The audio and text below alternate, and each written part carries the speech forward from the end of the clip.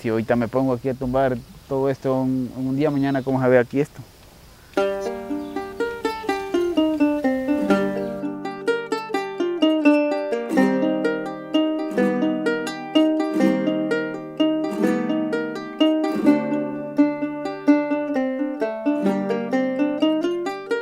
En los mayores, aún perviven imágenes de cuando el café valía.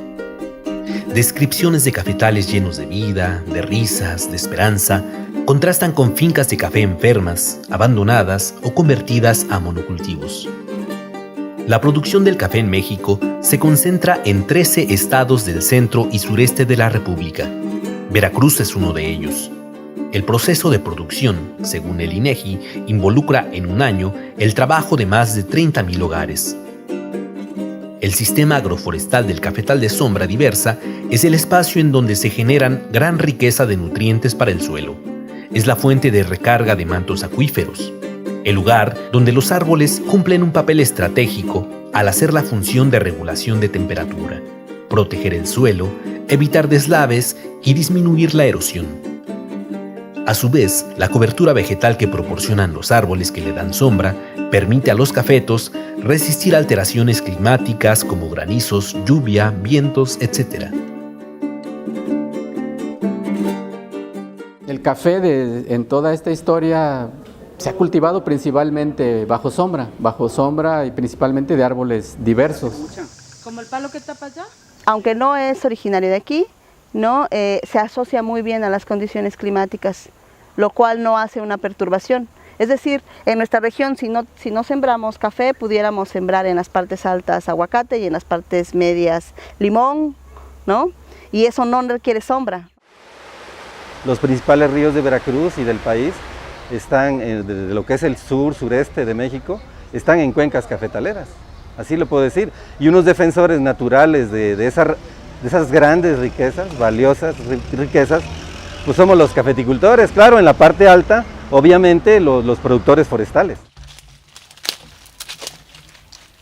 Entonces el cafetal conserva el suelo, recarga los mantos acuíferos, también protege la biodiversidad, también puede convivir con especies, proteger especies endémicas de flora y fauna. La crisis de la cafeticultura en México no es reciente. Comenzó en la década de los 80 del siglo pasado, pasando por periodos de agudización y de aparente recuperación. A partir del año 2012, dicha crisis se agudizó a causa de la roya, una enfermedad provocada por un hongo proveniente de África que a grandes rasgos seca las hojas de las plantas del café y destruye los cultivos. Dicha plaga se extendió por todo el país y se estima que se dejó de producir hasta 90% del café mexicano.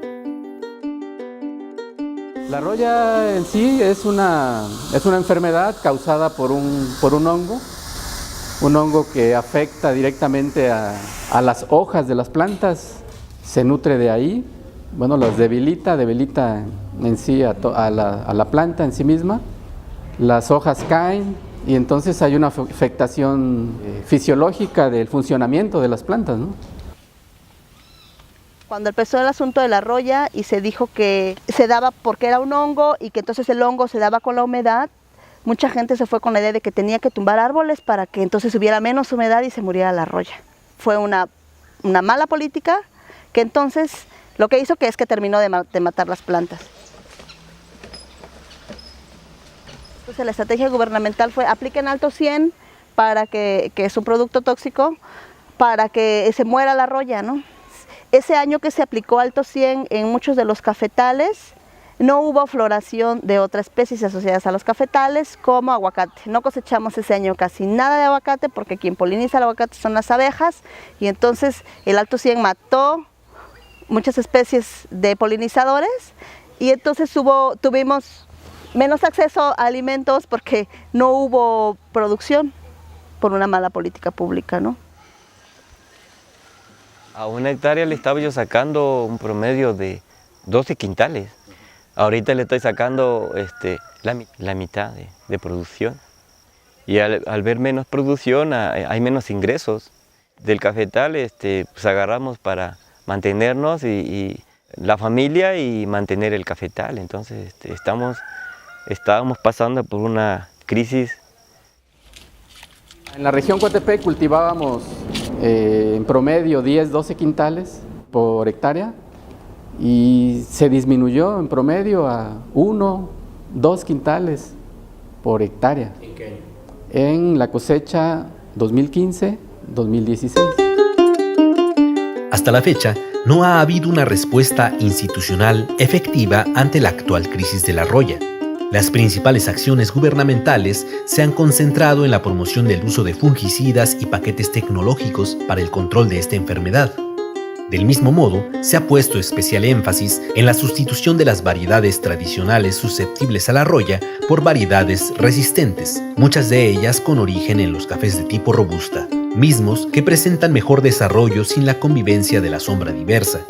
De este modo, hay una fuerte tendencia a convertir los agrosistemas de cafetal de sombra en monocultivos de pleno sol y con una alta dependencia de agroquímicos.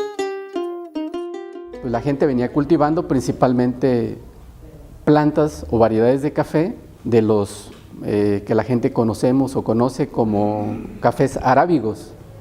El Borbón, Caturra, Mundo Novo, Catuaí, café típica o nacional. Todas esas variedades de café son susceptibles genéticamente a la enfermedad de la roya. Entonces las opciones que presenta el gobierno es la siembra de plantas tolerantes a la enfermedad roya del café, que son precisamente, en lo general, principalmente plantas que tienen herencia de una variedad que no se cultiva, por ejemplo, aquí en la región Coatepec, que es el café robusta.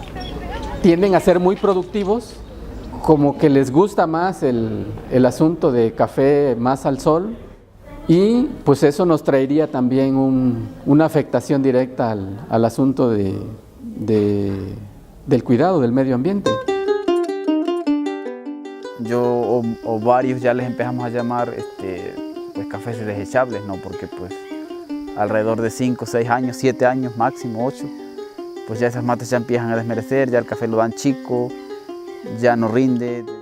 En aquellas parcelas donde el manejo no era muy adecuado en cuanto a cuidar la fertilidad de la tierra, lo que está existiendo es un desequilibrio todavía mayor, porque las plantas tolerantes a la enfermedad están cargando mucho fruto, pero están surgiendo nuevas enfermedades que le están dando a estas plantas tolerantes a la roya, ahora se están enfermando de otras cosas. Entonces, a lo mejor sea más resistente a la roya, pero le pega directo aquí al café, porque claro, es lo que le dije hace rato. Mira. Actualmente, desde la sociedad civil organizada, se están ensayando diversas alternativas para hacer frente a la crisis en la cafeticultura. Algunas de estas pasan por la implementación y siembra de variedades de café de sombra resistentes a la roya, cultivadas con técnicas agroecológicas, priorizando aquellas con herencia de cafés de tipo arábigo por su calidad en el producto final. Uno de los grandes objetivos es lograr que las distintas ramas de la cadena productiva del café beneficien directamente a los productores y, en la medida de lo posible, que sean estos quienes la tengan en sus manos. Yo creo que lo primero que tenemos que hacer es estar organizados y organizadas, ¿no? O sea, la organización de las familias campesinas es estructural. Si nosotros estamos organizados y organizadas, podemos tener un diálogo común y a partir de ese diálogo en común, entonces podemos plantear hacia dónde caminar. Porque por un lado está el gran negocio de la industria. Les va muy bien a ellos cuando bajan los precios. Y por otro lado, los productores hay de diferentes tipos, sabemos, ¿no? El que vende en cereza se ve muy afectado porque no transforma la materia prima y que somos la mayoría, tal vez 80-90% de los productores. Coge parte de muy aguada para que se la puedas poner a la lombriz. Hay una oportunidad también de reorganización del sector. En el sector debemos sí mantenernos en los proyectos que tenemos del mercado local, regional, pero también tenemos que revisar las políticas públicas a fondo. Tenemos que abrir espacios también de poder en las organizaciones para que no solamente las dirigencias estén a cargo de hombres, adultos que han estado toda su vida ahí. A ellos hay que reconocerles su labor y obviamente hay que tomar sus consejos sabios que tienen, pero tenemos que abrir también esos liderazgos para gente nueva que tiene otras visiones que se puedan hacer, ¿no? ¿Qué es ámbar?